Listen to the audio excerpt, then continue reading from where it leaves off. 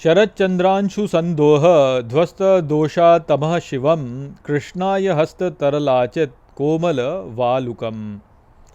नमस्कार मित्रों, ये जो श्लोक है ये रास पंचाध्यायी के चौथे अध्याय का 12वां श्लोक है, जिसे हम आज गहराई से समझेंगे।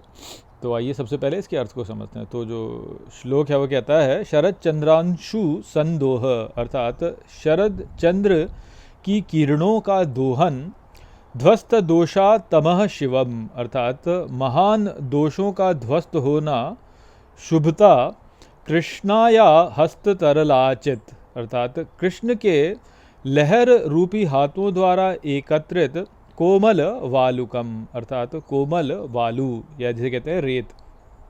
तो यहाँ पर जो है हमको अब सुखदेव जी महाराज कह रहे हैं कि जो गोपियाँ थी वो जब जो है भगवान के साथ में जो है जब वह पहुँची पुलिन पर, यानी जब यमुना के तट पर पहुँची तो वहाँ पर जो है कुंद और मंदार के पुष्पों की महक से भरी हुई वायु सी और जिसमें मधुमक्खियाँ उड़ रही थी। तो उसी को जो है आगे बताते हुए यहाँ पे है कि वहाँ पर जो है फिर शरद चंद्र की किरणों का दोहन हो रहा था। वहाँ पे जो है महान दोषों का जो है ध्वस्त होना हो रहा था।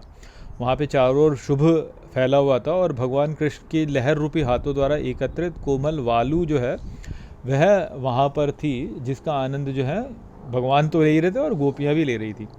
अब यहाँ पर जो है आप इस बात को तो समझ ही गए हैं कि जो है ये एक स्तर पर समझने के लिए, तो ऊपरी स्तर पर समझने के लिए तो यही कि हाँ भाई जो है यमुना की नदी है, यमुना नदी के तट पर जो है भगवान कृष्ण जो है गोपियों के साथ में जो है आनंद ले रहे हैं। वहाँ पे जो है कुंद और मंदार के पुष्पों की महक भरी हुई है और वहाँ पे जो है शरद चंद्रमा की किरणें जो है वो पड़ रही हैं, जो कि आनंद उत्पन्न कर रही हैं। वहाँ पर जो है क्योंकि भगवान के साथ में गोपियाँ हैं तो इसलिए सारे दोष नष्ट हो गए हैं और चारों ओर शुभ फैला हुआ है और भगवान जो है उनके लहर रूपी हाथों द्वारा जो है वहाँ पे जो सुंदर जो है वहाँ पे वालु है जिसके साथ में वो खेल रहे हैं। तो एक तो इस प्रकार समझा जाता है, परंतु यहाँ पे हम थोड़ा और अच्छे से समझते हैं इसको कि यहाँ पे क्या बोला है, शरद चंद्र। तो ये तो शरद है वास्तव में, तो ये तो शरद ऋतु है जिसको बोलते हैं कि जो शरद ऋतु होती है ना, कि भाई जब दिवाली का समय समाप्त हो जाता है और जब जो है जब जो ठंड है वो आने ही वाली है, वास्तव में जब वो आने ही वाली है उस समय का जो समय होता है उसको शरद ऋतु कहते हैं कि वो शरद ऋतु। उस समय पे जो है क्योंकि भारत में जो है मानसून जो है वो आ चुका होता है उस समय पे, तो जो वर्षा ऋतु है वो जा चुकी होती है, सब कुछ धुला धुला होता है, वायु जो होती है वह अपने आप में स्वच्छ होती है। तो चंद्रमा की जो चंद्रमा का जो प्रकाश होता है, जो चंद्रमा जिस प्रकार से भाषित होता है वो उसकी किरणें बहुत अच्छे से आती हैं। और चंद्रमा जो है उसकी जो किरणें होती हैं उनको बोला गया है कि ये अमृत है, वास्तव में अमृत प्रदान करते हैं। तो इसी समय पे जो है आप देखिए कि जो है वो कौन सी ऋतु आती है, एक जिसमें जो है खीर बाहर रखते हैं और बोलते हैं कि चंद्रमा की जो किरणें है उससे खीर जो है ये अमृत में परिवर्तित हो रही है, इस प्रकार से बोला जाता है। तो ये जो शरद ऋतु है, तो एक तो शरद ऋतु वो है, परंतु यदि आप शरद ऋतु को वैसे देखें तो शरद जो शब्द है वो जिस धातु से आ रहा है वो कौन सा है, तो वो श धातु है वास्तव में, और उसमें साथ में र भी है, तो श्र धातु से आ रहा है वास्तव में, श्र। और ये जो श्र धातु है ये क्या है वास्तव में, तो जो श्री बोलते हैं ना हम कि श्री है, जो भगवान की शक्ति है, जो कल्याण करने वाली शक्ति है, जो भगवान की श्री, भगवान की चरण रज, तो वो जो श्री है तो ये वास्तव में वहाँ से आ रहा है। तो श्री है एक प्रकार से, ये जैसे है ना कि देवी को बोलते हैं कि देवी जो है उनका चंद्रमा, उनके जो है कानों में 2 कुंडल के रूप में चंद्रमा और जो है सूर्य है। यही भगवान कृष्ण के लिए बोलते हैं कि उनके 2 कुंडल में एक चंद्रमा और एक सूर्य है वास्तव में।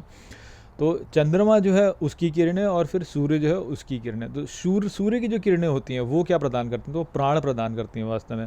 और जो चंद्रमा की जो किरणें होती हैं वो वास्तव में क्या प्रदान करती हैं, चंद्रमा की किरणें होती हैं सोम प्रदान करती हैं वास्तव में। अब आप सोचिए कि वनस्पति जो होती है, यदि आप देखें तो जो है जब सूरज उगता है तो उस समय पे यदि आप देखें सुबह प्रातः काल में वनस्पति जो होती है वह सबसे अधिक प्रफुल्लित होती है। शाम तक आते आते जो है सूरज की किरणें इतनी पड़ चुकी होती हैं कि वो उसमें सूखापन होता है, वो थोड़ा सा उसका रस जो होता है वो कम हो चुका होता है। परंतु फिर रात को जब चंद्रमा की किरणें पड़ती तो वही रस जो है पुनः बढ़ जाता है। है ना। जैसे सूरज, यदि आप पौधे को सूरज में ना रखें तो जो पौधा होता है उसमें विकास नहीं होता, उसका प्राण बढ़ता नहीं, उसका साइज़ नहीं बढ़ता है। परंतु यदि आप उसको सूरज में रखते जाए निरंतर सूरज में ही रहे, पत्ता तो वो सूख जाएगा, वास्तव में जल के सूख जाएगा। तो परंतु तो इसलिए केवल सूरज का ही प्रकाश जो है वह पुष्ट करने वाला नहीं होता। दिन में जो रस है, जो वनस्पति में जो रस है वास्तव में, वो रस जो होता है वह सूरज के प्रकाश से सूख जाएगा वास्तव में। तो जो चंद्रमा का प्रकाश जब रात को पड़ता है तब कहीं जाके वह जो रस होता है वह पुनः आता है वास्तव में पौधे के भीतर या वनस्पति के भीतर, पुनः वो रस प्रकट होता है। तो ये जो सोम है वास्तव में, ये इस प्रकार से जो है चंद्रमा के द्वारा ही जो है बरसता है। सूरज प्राण को बरसाता है, चंद्रमा सोम को बरसाता है। तो यहाँ पे शरद चंद्र की किरणों का दोहन जो है, उससे यहाँ पे सोम का दोहन वास्तव में हो जाता है। शरद चंद्र की किरणों का दोहन अर्थात सोम का दोहन, कि सोम आप ले रहे हो। तो भगवान कृष्ण के साथ में, क्योंकि उनको सानिध्य प्राप्त हो रहा है भगवान कृष्ण का, तो सोम की प्राप्ति हो रही है उनको। सोम जो है वो परम आनंद है वास्तव में, सोम परम आनंद है वास्तव में। तो परम आनंद की प्राप्ति हो रही है। फिर वहीं पे क्या बोला, महान दोषों का ध्वस्त होना और शिवम, तो यहाँ पे बोला ध्वस्त दोषात्तम शिवम। तो ये जो सोम है, इस सोम के दोहन से जो है दोषों का ध्वस्त होना हो रहा है और शिव की प्राप्ति हो रही है। तो भगवान शिव है ना, जैसे भगवान शिव, अब आप देखिए कि यदि आप वृंदावन में जाएं तो वहाँ पे जो है गोपेश्वर महादेव आते हैं। वो गोपेश्वर महादेव का मंदिर है। तो गोपेश्वर महादेव कौन से, भगवान शिव थे, जो कि गोपी बन के जो है रास में प्रवेश किए थे। उन्होंने गोपी बन करके रास में प्रवेश कर गए थे। तो यहाँ पे जो गोपियाँ हैं वो वास्तव में उस प्रकार से शिव को ही प्राप्त कर रही हैं, शिव को ही प्राप्त कर रही हैं वास्तव में। ठीक है। तो शिव जी इस प्रकार से जो है रास में हैं वास्तव में, इस प्रकार से समझिए। थी गोपियाँ और किस प्रकार से शिव की जो भगवान शिव को क्या कहते हैं, सोमनाथ कहते हैं। यादवों के जो इष्ट देवता वो कौन है, सोमेश्वर हैं वास्तव में, इष्ट देवता सोमेश्वर हैं। तो यहाँ पर जो ये संबंध है वो उस प्रकार से हमको यहाँ पे बताया जा रहा है, संबंध भगवान का। तो एक प्रकार से भगवान जो है वो भी गोपियों का ही पूजन कर रहे हैं वास्तव में। ये जो सारी गोपियाँ हैं इस प्रकार से यहाँ पे शिव स्वरूप ही हो रही हैं, भगवान शिव स्वरूप को ही प्राप्त हो रही हैं। क्यों? क्योंकि जो चंद्र पुरुष है वही सोम है वास्तव में, और वो ही यहाँ पे, या जैसे आप देखिए ऋग्वेद में अभी आप देखेंगे तो ऋग्वेद में जो है एक सूक्त है जो कि सोम और पूषण से जुड़ा हुआ है, कि पूषण और सोम दोनों की को साथ में लेकर के जो बोला है कि भाई सोम जो है वो यहाँ पे है, पूषण जो है यहाँ पे है, सोम जो है वो परलोक में। इस प्रकार से वहाँ पे है, मुझे पूरी तरह से याद नहीं आ रहा है वो सूक्त जो है, उसमें ऐसे ही बोला गया कि सोम जो होता है, जो यहाँ पे पूषण है वही वहाँ पे सोम है, जो इस लोक में पूषण है वो परलोक में सोम है वास्तव में। दोनों ही जो है वास्तव में पोषित करते हैं, दोनों ही हैं जो कि जो है हमको जो कि जो है यहाँ पर जो है जो व्यवस्था है उसको पोषित करके उसको चलाते हैं वास्तव में। तो भगवान कृष्ण जो है वो एक प्रकार से है तो पूषण हो गए, गोपियाँ जो हैं वो जो है पूषण के द्वारा सोम का पान कर रही हैं और इस प्रकार से शिव स्वरूप को प्राप्त हो रही हैं यहाँ पे। तो ऐसे आप इसको समझिए, यदि आप गहरे में उतर के इसको समझ आते हैं तो, कि शरद चंद्र की किरणों का दोहन अर्थात सोम का दोहन, जिससे कि महान दोष जो है वह ध्वस्त हो रहे हैं और जिससे जो है शिव प्राप्ति हो रही है वास्तव में, शुभ की प्राप्ति हो रही है, शिव की प्राप्ति हो रही है।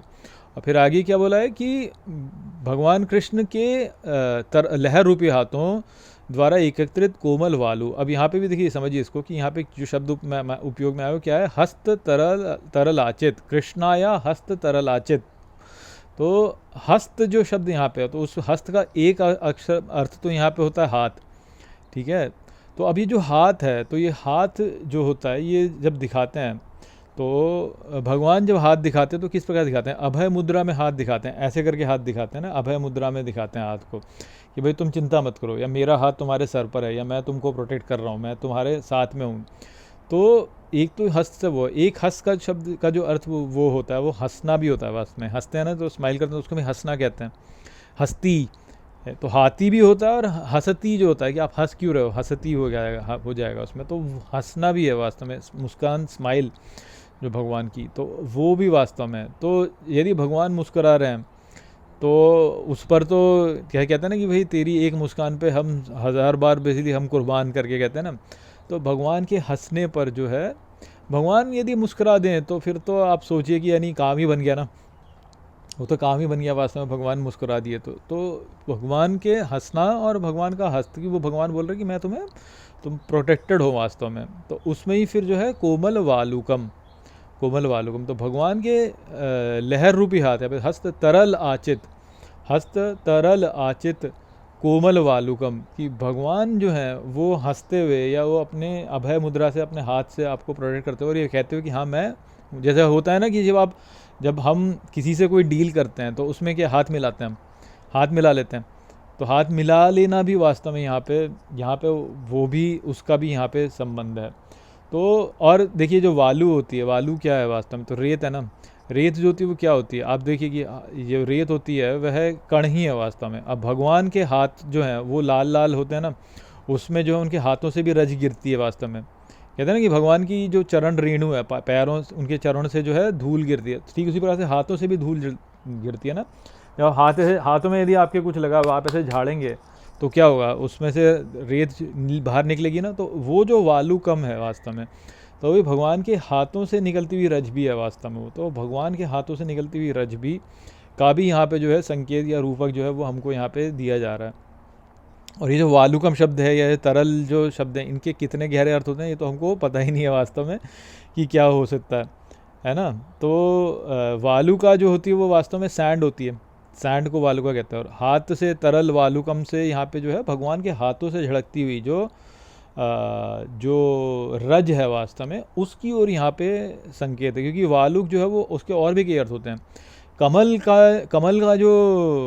की जो जड़ होती है उसको भी वालुक कहते हैं। वालुक जो है वो वास्तव में लाल, कोई भी चीज़ लाल हो या कोई भी चीज़ काली हो उसको भी कई बार जो है वालुक कहते हैं, है ना। या जिसमें जो भी कोई ऐसा हो जो कि तरल, जो धरती हुई जो चीज़ होती है, जो धरती हुई रेत है या जो है, तो उसको भी वास्तव में वालुक कहते हैं। तो भगवान के हाथों से आती हुई वो वालुक है। तो इस प्रकार से आप समझिए कि इसके कई अर्थ हो सकते हैं। हाथ से आप ऐसे अभय मुद्रा प्रदान कर रहे हो, हाथ लाल है, रात से जो है रेत झड़ रही है वास्तव में। हंसना भी हो सकता है वास्तव में, हस्त जो हंसने से निकलती हुई, आपके हंसते से निकलती हुई जो आपकी भगवान के हाथों से निकलती हुई कोमल वालू कहते हैं, नहीं पाउडर निकलता है या जो भी उनके हाथों से निकलती हुई, पद्मराग जैसे होता है ना, पद्मराग हो गया कि भाई वो जो लाल लाल जो भी है। अब आप मान लीजिए कि आपने होठ लाल कर लिए, तो आपके लाल होठों से जो हंसती हुई दिखती है, जैसे कई बार दिखाते हैं ना कि होठों पे जो है चमक होठों पे चमक आ रही है, यहाँ पे उस पर जो है ग्लिटर है वास्तव में, तो उस प्रकार की ग्लिटर, ये हाथों से निकलती हुई ग्लिटर जो है, तो ये जो चीज़ है वास्तव में भगवान की रज ही है, वास्तव में भगवान की शक्ति है, भगवान के हाथों से निकलती हुई शक्ति है, भगवान के मुख से निकलती हुई शक्ति है, जिसको कि जो है गोपियाँ जो हैं प्राप्त कर रही हैं वास्तव में। तो गहरे में समझने में जो है ये उस और हमारे को यहाँ पे संकेत है कि भगवान की चरण रज जब हम प्राप्त करते हैं तो उससे हम शुद्ध होते हैं। ठीक इसी प्रकार से भगवान के हाथों की तरल वालुक जो है उसको भी जब हम प्राप्त करते हैं तो उससे भी हम शुद्ध होते हैं। तो वो यहाँ पे संदेश था। आशा करता हूँ कि ये श्लोक आपको ठीक प्रकार समझ में आ गया होगा। चलिए इसी के साथ इस वीडियो को यहीं पे समाप्त करते हैं। नमस्ते।